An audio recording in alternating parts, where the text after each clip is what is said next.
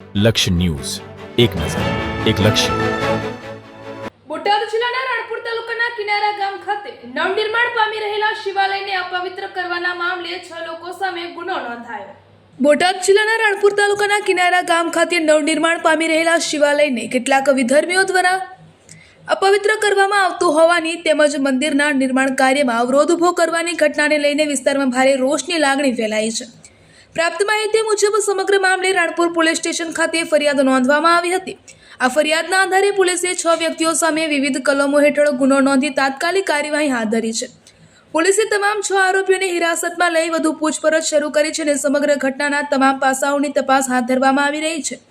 કાયદો અને વ્યવસ્થા જળવાઈ રહે તે માટે ગામમાં પોલીસ બંદોબસ્ત પણ ગોઠવવામાં આવ્યું હોવાનું જાણવા મળ્યું છે. આ ઘટનાને લઈને સ્થાનિકોમાં ભારે રોષ જોવા મળી રહ્યો છે. પોલીસ દ્વારા લોકોને અફવાઓથી દૂર રહેવા અને શાંતિ જાળવવાની અપીલ કરવામાં આવી છે. આ સમગ્ર મામલે વધુ તપાસ ચાલુ છે અને તપાસ પૂર્ણ થયા બાદ આગળની કાયદેસરની કાર્યવાહી કરવામાં આવશે. રિપોર્ટર અજય પરમાર, રાણપુર, બોટાદ. પરિચય. જય શ્રી રામ. મારું નામ મયુરભાઈ ટમાલિયા, વિશ્વ હિન્દુ પરિષદ બજરંગ દળ સંયોજકની રાણપુરની જવાબદારી. મયુરભાઈ, કાલે જે કનારા ગામની અંદર જે બનાવ બન્યો છે તે શું એની હકીકત છે, શું ઘટના છે, તેના વિશે આપ શું કહેશો? ઘટના એ રીતની છે કે ગઈકાલે બપોરે 12 વાગ્યાના આજુબાજુ ડાયાભાઈ કરીને વ્યક્તિ કનારા ગામના રહેવાસી છે. એટલે એમને જે વિધર્મીઓ દ્વારા અહીંયા વારંવાર જે કનારા ગામનું પવિત્ર હનુમાનજીનું મંદિર તથા શિવાલય છે, તેમજ એની સાથે નવું શિવાલય પણ બની રહ્યું છે. તો વારંવાર વિધર્મીઓ દ્વારા અહીંયા અવારનવાર મંદિરને ખંડિત કરવાનું તેમજ મંદિરને અપવિત્ર કરવાના કાર્યો કરવામાં આવી રહ્યા છે. તો અપવિત્ર કાર્યોમાં આ મંદિરનું ગર્ભગૃહ અત્યારે જે બની રહ્યું છે એની અંદર એક ડાર પાડવામાં આવેલો છે. તેની અંદર જાત જાતના નશા કરીને, મળમૂત્ર કરીને અને તેમજ દારૂના બોટલો સાથે આખો ડાર પણ પૂરી દેવામાં આવ્યો છે. એટલે આખું મંદિરને અપવિત્ર કરવામાં આવેલું છે. એની સાથે હિન્દુ સમાજના કનારાના રહેવાસીઓને એટલી લાગણીને ઠેસ પહોંચી છે જેથી કરીને જે આ વર્ષો જૂનું પવિત્ર મંદિર છે એને અપવિત્ર કરવામાં આવેલું છે. અવારનવાર આપના દ્વારા તેમને ઘણીવાર સમજાવવાના પ્રયત્ન કરવામાં આવ્યા છે, તો તે વિશે તેમને આગેવાનો સાથે વાતચીત થઈ હતી, તેમનો શું રિસ્પોન્સ હતો?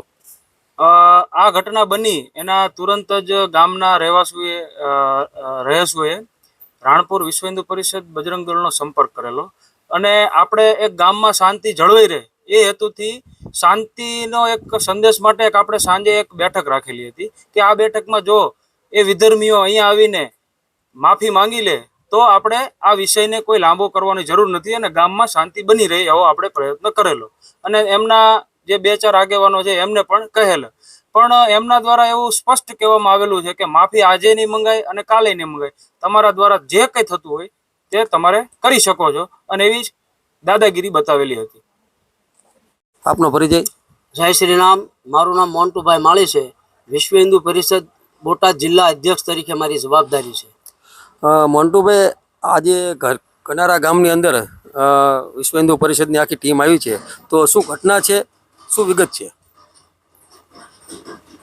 કનારા ગામમાં સૌથી પહેલા તો એ કહેવામાં આવે છે કે કનારા ગામમાં આ જ્યારે સ્થાપક થયું ત્યારનું આ શિવાલય મંદિર અને હનુમાનજી મંદિર છે. ત્યાં અત્યારે હાલમાં નવું શિવાલય પણ થઈ રહ્યું છે. જ્યારે ભાઈ ડાયાભાઈ બપોરના 12:30 વાગે અહીંથી નીકળ્યા ત્યારે વિધર્મી દ્વારા જે ચપ્પલ પહેરી અને ઉપર બેઠા હતા મંદિર ઉપર, ત્યારે ડાયાભાઈએ કીધું કે ભાઈ આ મંદિર છે, આમાં તમારે ન બેસાય ચપ્પલ પહેરીને. તો એને એવું કીધું, ધાક ધમકી આપવામાં આવીને એવું કીધું કે તમારીથી જ્યાં થાય કરી લેજો. અભદ્ર ભાષા પણ ઘણી વાપરી છે એને અને ન કહેવાના શબ્દ કીધા છે. એટલે આ કનારા ગામમાં વાતાવરણ ડોળાય એવી પણ એને વાત કરી છે. ત્યારે ડાયાભાઈને મારી નાખવાની પણ ધમકી આપી છે અને આ જે ગર્ભગૃહમાં બોર પાડ્યો છે, ભગવાન શિવાલયનું જ્યાં સ્થાપન થવાનું છે ત્યાં મળમૂત્ર અને પેશાબ પાણી કરી અને આ બધું અપવિત્ર કરવા માગે છે. ત્યારે અમે રાણપુર પ્રોપર વિશ્વ હિન્દુ પરિષદને જ્યારે જાણ થઈ, વિશ્વ હિન્દુ પરિષદ રાણપુર વાળાએ અમને બોટાદ જાણ કરી. અમે અહીંયા આવ્યા, પ્રશાસનને મળ્યા, પ્રશાસને ઘણું કામગીરી સરસ કરી છે. અહીંના પીઆઈ સાહેબે તે પણ ઘણી કામગીરી કરી છે અને એને એરેસ્ટ કરી લીધો છે. ત્યારે આ કનારા ગામમાં એવી માંગ છે કે ફરી કોઈ પણ જગ્યાએ ક્યારેય કોઈ મંદિરમાં વિધર્મી દ્વારા આ કૃત્ય કરવામાં ન આવે અને હિન્દુ સમાજની લાગણી ન દુભાવવામાં આવે. એટલે કડકમાં કડક સજા કરે અને આ વિધર્મીને ફરી ક્યારેય કોઈ પણ જગ્યાએ આ ઘટના ન બને. એ જ અમારી આ કનારા ગ્રામની વિશ્વ હિન્દુ પરિષદની તેમજ અહીંના પૂજારી જે છે એમની પણ માંગ છે. જય. તો આ કનારા ગામમાં તમામ હિન્દુ સમાજ એ બધાની એક જ માંગ છે અમને કે આ અમારા શિવાલય મંદિરે જે અપવિત્ર કર્યું છે અને ફરીને ક્યારેય ન થાય અને તમામ હિન્દુ સમાજ હજારે વરણ ને કોઈ આ દિલ દુભાયું છે આને કડક ને કડક સજા મળે એટલે અમને આ સજા મળે એટલે અમને સંતોષ મળે. બસ એ જ માંગ છે અમારી. જય શ્રી રામ. આપનું નામ? મારું નામ ગોવિંદભાઈ વેલાભાઈ મેવાડા, મારું ગામ કનારા. ગોવિંદભાઈ, કાલે જે આ બનાવ બન્યો, આ જે ઘટના બની, શું વિગત છે, શું હકીકત છે?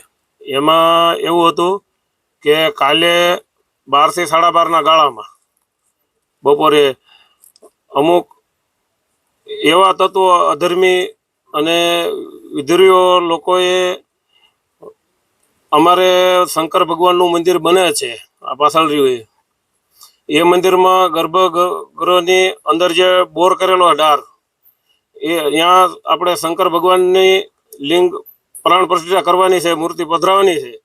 એ ડારમાં અમુક એટલા બધા ખરાબ કૃત્યો એટલે આપણે જોઈને આપણને એમ થાય કે આપણે શરમદાયક વસ્તુ કહેવાય એવું કાર્ય કર્યા છે. અંદર સંડાસ ગયા છે, અંદર મળમૂત્ર કર્યા છે, પેશાબ કર્યા છે, આખો ડાર ભરી દીધો છે, અંદર દારૂના બાટલા પડ્યા છે.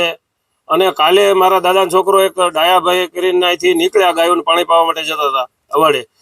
એ ભાઈએ ટપાર્યા કે ભાઈ તમે આ ચંપલ પહેરીને ઉપર ચડો છો ને બેસો છો તો આ ના કરો, તમે આ બધું આ ગંદકી ના કરો. અમારે અહીંયા પવિત્ર મંદિર છે, અમારો આસ્થાનું કેન્દ્ર છે. અહીં બાજુમાં હનુમાન દાદાનું મંદિર છે, અહીંયા નાના શિવાલય ભગવાનનું નાની લિંગ છે.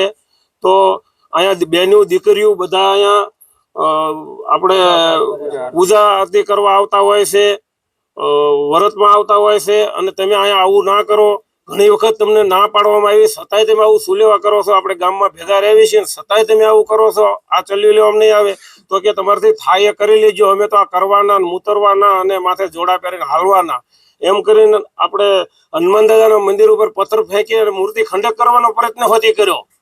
અને એક ભાઈ ગુપ્તી લઈને આવ્યા હતા, પાછો ડાયાભાઈને તો ધમકી આપી મારી નાખશું, આ મંદિરમાં ઈંટે એક ચડાવશો તો મંદિર અધૂરું પૂરું કરવા બાબત. એટલે ડાયાભાઈને ડર લાગ્યો થોડો કે 2-4 લોકો આવ્યા એટલે હવે હું નીકળી જાઉં, એકલો છું. એ નીકળી ગયો અને અમને ગામ લોકોને જાણ કરી. અમે બધા દોડી આવ્યા ઘટના સ્થળે અને અમે ભેગા થઈ અને પછી એમના 2 વડીલોને બોલાવીને અમે મહેનત હોતી કરી કે ભાઈ આ લોકોને સમજાવો અને ઠપકો દો, નકર પછી અમે પોલીસ ફરિયાદ કરવા જઈશું. તો એ લોકોએ પણ એવું કીધું કે તમારે જે કરવું હોય એ કરવાની છૂટ છે. એટલે પછી અમે ગામ લોકો મળી અને પછી અમે પોલીસ પ્રશાસનનો પણ અમે સંપર્ક કર્યો.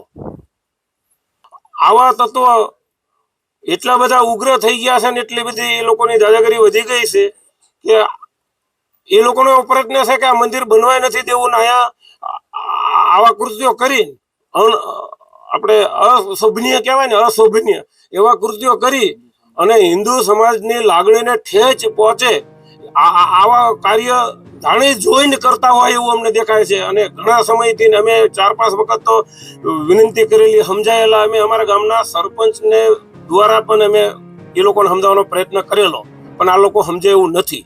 તો આમાં કંઈક યોગ્ય પગલાં લેવા જોઈએ એવું અમારા ગામ લોકોની માંગણી સરકાર સામે પણ છે.